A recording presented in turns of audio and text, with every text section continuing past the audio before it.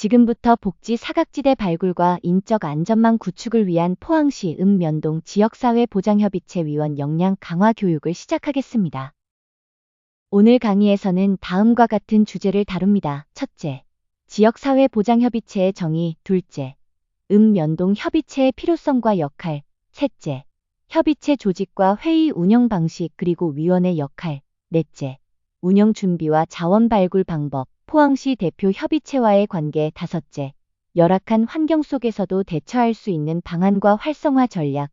주민 참여 기반의 포항 희망톡 사례. 마지막으로 어려운 이웃을 돕는 구체적인 방법과 타 시군의 우수 사례입니다. 먼저 지역사회보장협의체의 법적 근거를 살펴보겠습니다. 첫 번째 근거는 사회보장급여법입니다. 이 법은 사회보장급여의 이용과 제공에 관한 기본 사항을 규정하며 지역사회보장체계 구축을 위해 협의체 설치를 명시하고 있습니다. 특히 제41조 2항과 시행규칙 제5조부터 제7조의 협의체의 구성에 관한 규정이 있습니다. 두 번째 법적 근거는 포항시 지역사회보장협의체 운영조례입니다. 이 조례에는 협의체의 구성, 임기, 역할, 운영 방식이 명확히 명시되어 있으며 포항시의 지역 특성에 맞는 맞춤형 운영 기준도 제시하고 있습니다. 포항시 지역사회보장협의체의 목적과 기능을 보겠습니다. 첫째, 지역 내 기관법인 단체 시설 간 협력 체계를 강화하고 지역사회 보호 체계를 체계적으로 구축 운영합니다. 둘째, 지역사회보장계획을 수립 시행 평가하며 지역 실태를 반영하고 민관 협력 기반을 마련합니다.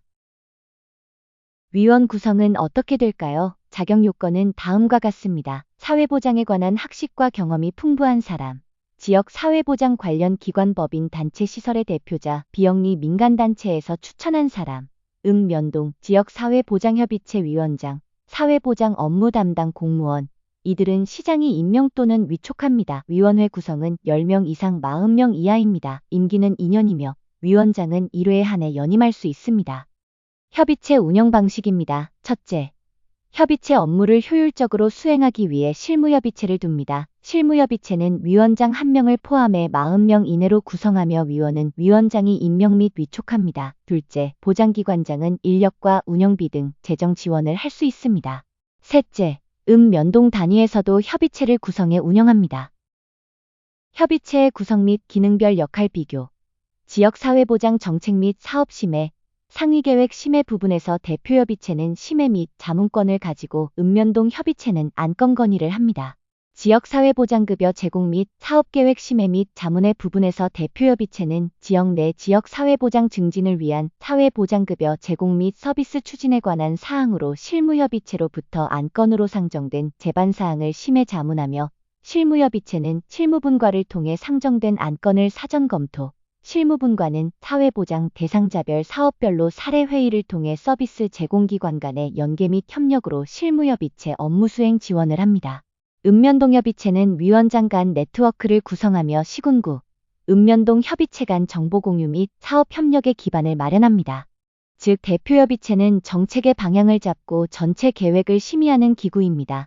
실무협의체는 구체적인 사업을 검토하고 실무적인 연계 및 협력을 담당하며 읍면동협의체는 지역 현장에서의 의견 제시와 사업의 건의를 맡습니다.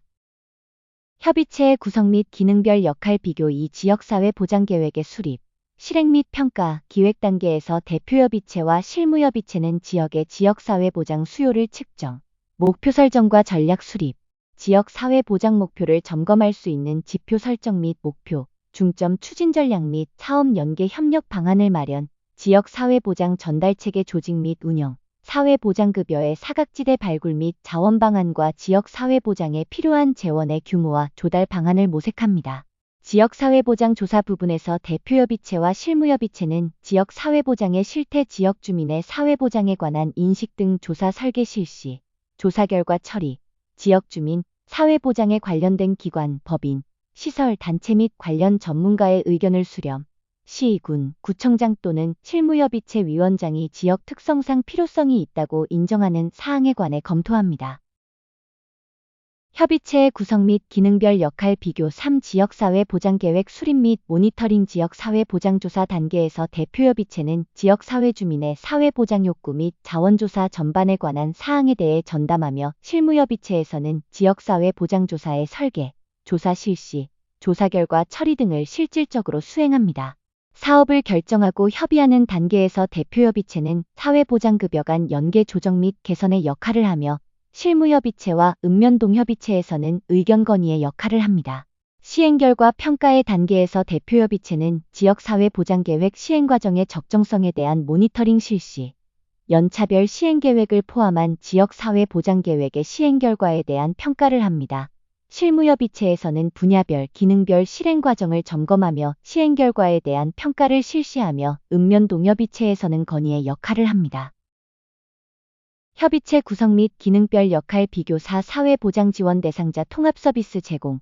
민관 또는 사회보장 관련 기관, 법인, 시설, 단체 간 의사소통 채널의 다양화 서비스 제공에 관한 협의된 사업의 시행에 대한 모니터링의 기능을 합니다. 통합사례관리 및 자원 지원의 부분에서 실무협의체는 사회보장 대상자별 지원 계획 수립을 총괄하고 계획의 시행 과정 모니터링 및 서비스 제공 결과를 평가합니다. 통합사례관리 및 자원 지원 부분에서 읍면동 협의체에서는 읍면동 사회복지 담당 공무원이 대상자별 서비스 계획 수립과 모니터링, 대상자별 서비스 계획을 수립을 담당하며 읍면동 협의체 위원들이 서비스를 제공하고 적정 여부를 모니터링합니다. 지역자원 연계사업 부분에서 대표협의체는 지역 내 사회보장 서비스, 분야 간 연계 협력 방안을 마련, 그 밖의 복지 증진을 위한 주요 사항을 논의하며 시장 또는 위원장이 부의한 안건을 검토합니다. 지원자원 연계사업 부분에서 실무협의체는 복지, 보건의료 등 사회보장급여의 연계, 협력 강화에 관한 사항, 사회보장 분야별 정보 공유, 욕구 파악, 서비스 연계를 통해 관련 기관, 법인, 단체 간 공동사업을 추진, 운영합니다. 지역자원 연계사업 부분에서 읍면동협의체는 지역사회보장 분야 관련 기관, 법인, 시설, 단체의 연계, 협력 및 복지 자원 발굴에 관한 사항을 담당합니다. 기관 간 연계 및 조직화 사업 부분에서 대표협의체는 사회보장 관련 기관 등의 연계, 협력을 통한 자원 발굴의 방안을 논의하며 실무협의체에서는 관련 영역 기관 등의 역할 분담 조정, 읍면동협의체에서는 지역 내 관련 기관 간 연계를 통한 서비스를 제공합니다. 사회복지법인 이사 추천 그 외 기타 사항 부분에서 대표 실무 읍면동협의체 모두 사회복지법인 관리 안내 및 지자체 업무 처리 지침으로 정한 사항들에 관해 그 밖의 지역사회 보장 증진을 위해 필요하다고 부의된 사항에 관해 논의합니다. 읍면동 지역사회보장협의체는 지역 단위에서 생활이 어려운 이웃을 살피고 알리며 보살피는 조직입니다. 즉, 주민의 다양한 복지 욕구와 문제를 해결하는 민관 협력 네트워크입니다. 읍면동 지역사회보장협의체. 위원은 읍면동장이 추천하고 시장이 위촉합니다. 구성은 10명 이상 30명 이하입니다. 주민자치위원, 자원봉사단체 구성원, 공무원, 민간단체 추천자 등 다양한 인원이 참여합니다. 임기는 2년이며 공무원은 재직 기간 동안 위원으로 활동합니다. 위원장은 위원 중에서 선출하며 읍면동장과 민간위원 중 각 한 명을 공동위원장으로 선출합니다.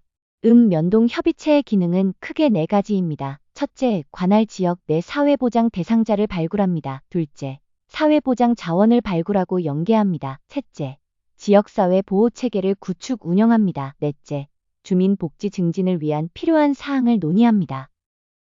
왜 읍면동 지역사회보장협의체가 필요할까요? 첫째, 지역마다 다른 복지 문제를 주민 스스로 해결해야 하기 때문입니다. 둘째, 주민 참여로 사회 안전망을 만드는 지역 복지의 중심체이기 때문입니다. 셋째, 협의체는 마을 복지의 구심점이자 변화의 동력이 되기 때문입니다. 읍면동 지역사회보장협의체의 역할을 구체적으로 보겠습니다. 첫째, 복지 사각지대를 발굴합니다. 둘째, 사회보장 자원을 발굴하고 연계합니다. 셋째, 지역사회 보호체계를 구축하고 운영합니다. 넷째, 지역특화 복지사업을 기획하고 실행합니다. 협의체 조직 운영에서 가장 중요한 것은 적합한 사람을 위원으로 위촉하는 것입니다. 자발적 헌신과 책임감이 필요하기 때문입니다. 읍면동 지역사회보장협의체의 조직 운영 유형에는 3가지가 있습니다. 첫째, 지자체에서 비용 일부를 지원 위원들의 자원봉사로 이루어지는 자원봉사자형. 둘째, 심의와 자문이 주목적이며 참여한 위원 자체가 자원이 되어 지역 특화 사업을 추진하는 네트워크형. 셋째, 읍면동 협의체 내의 사례관리 지원, 복지사각지대 발굴, 지역 자원개발 등의 분과를 설치해 활동하는 과제 중심형. 포항시 읍면동 협의체의 특화사업 예시입니다. 오천읍의 희망산타 나눔, 동해면의 수박 드림데이, 청하면의 장애인 복지시설 위문 등이 있습니다. 회의 운영 원칙입니다. 민관의 자율협력을 기반으로 하며 수평적 거버넌스를 지향합니다. 공공의 일방적 개입은 지향합니다. 정기회의는 연 4회 이상, 최소 반기 1회 이상 실시합니다. 임시회의는 긴급 안건 검토가 필요할 때 개최할 수 있습니다. 회의의 주요 안건입니다. 운영 세칙 재개정위원장 및 임원 선출, 복지 대상자 지원 방안 논의 및 지원 결정, 지역 자원 발굴 및 특화사업 기획 등의 중요사항 등이 있습니다. 회의 운영 두 번째 부분을 살펴보겠습니다. 먼저 회의는 원칙적으로 민간공동위원장이 주재합니다. 또한 모든 회의는 일시, 장소, 참석자, 주요 안건 등을 기록하고 보관해야 하며 위원회나 주민들이 확인할 수 있도록 공개해야 합니다. 읍면동사무소에서는 회의 개최 장소 협조와 함께 회의록 작성, 보관, 공개 등 운영 관리도 지원합니다. 마지막으로 협의체 위원 위촉 과정에서는 개인정보 수집 이용 제공 동의서와 보안서약서 작성이 필요하며 긴급 대상자 지원 심의 자료에 포함된 개인정보 역시 철저히 보호해야 합니다. 회의 운영 세 번째 부분을 살펴보겠습니다. 회의 준비로는 협의체 단계별로 필요한 안건을 상정하고 주민 의견 수렴을 통한 의제들을 구체적으로 해결하기 위한 사업계획 마련, 회의 서류 작성 및 검토, 회의 일시, 장소 및 안건을 회의 개최 5일 전까지 서면 통보, 회의장, 명패, 의사봉, 참석자 확인 명부를 준비합니다. 읍면동 지역사회보장협의체 위원회 역할 부분을 살펴보겠습니다. 민간위원장은 읍면동 지역사회보장협의체의 모든 회의를 주재합니다. 공공위원장은 읍면동 지역사회보장협의체의 안정된 조직 운영을 지원합니다. 부위원장은 공동위원장을 보좌하고 민간공동위원장 유고시 업무를 대행합니다. 서기는 읍면동 협의체의 회의록 작성, 회계 처리, 사업계획 및 관련 서류 작성 등을 지원합니다. 간사는 회의 안건 및 현황을 보고합니다. 분과장 또는 실무협의체 위원장은 협의체 안의 소모임을 활성화시켜 결속력 및 지지 역량 강화에 기여합니다. 읍면동 협의체의 준비 사항일을 살펴보겠습니다. 첫째, 읍면동 지역사회보장협의체를 잘 이끌어 나갈 임원을 선발합니다. 둘째, 읍면동 실정에 맞는 합리적인 운영 방안에 대해 합의를 도출하는 운영세칙을 마련합니다. 셋째, 사회보장급여법에서 규정한 협의체의 기능을 잘 수행하기 위해 읍면동의 실정에 맞는 지역의 의제를 발굴합니다. 읍면동 협의체의 준비 사항일을 살펴보겠습니다.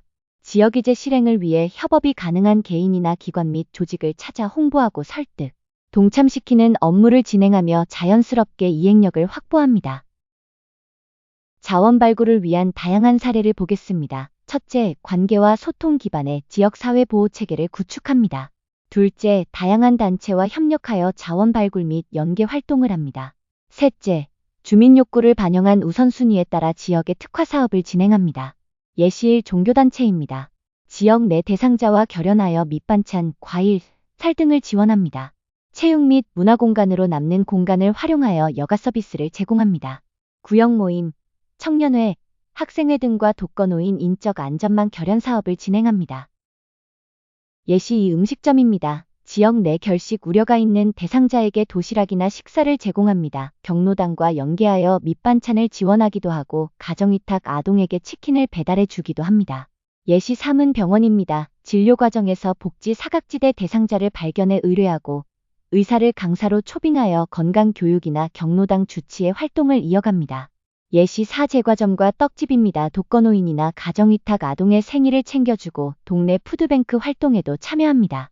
예시 5는 학교입니다. 학생과 독거노인을 연결해 안부 전화를 하거나 성인문예 교육 공방, 취미와 스포츠 교육을 진행합니다. 또 학부모회가 자원봉사단이 되어 돌봄 서비스, 정서 지원, 주거 환경 개선, 취약 아동 지원까지 함께할 수 있습니다.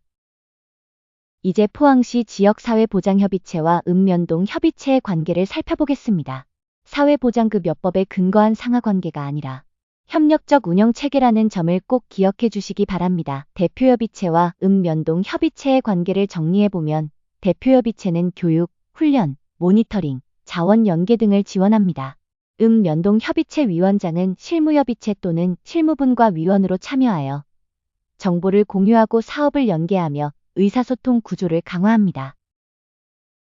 운영 구조를 도식화하면 다음과 같습니다. 대표협의체와 실무협의체 그리고 읍면동 단위협의체는 수평적 협력관계를 통해 네트워크를 형성합니다. 실무분과는 사업 개선 건의를, 실무협의체는 안건 사전 검토와 심의를, 읍면동 협의체는 자원 및 사각지대 발굴과 문제 해결 방안 모색 등을 담당합니다.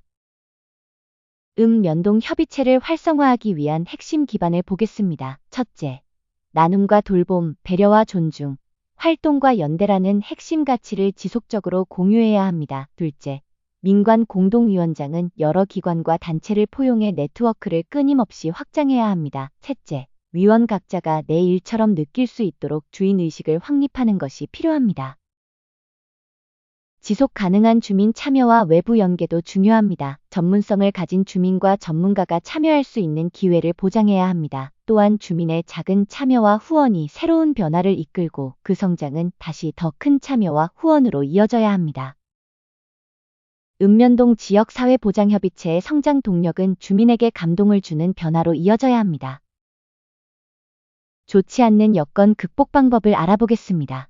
도시지역은 복지 인프라와 많은 지역 자원을 활용하여 익명성 극복과 지역 공동체 의식을 함양하는 활동으로 복지사각지대 발굴 및 지역보호 체계를 구축하는 접근 방식이 효과적입니다.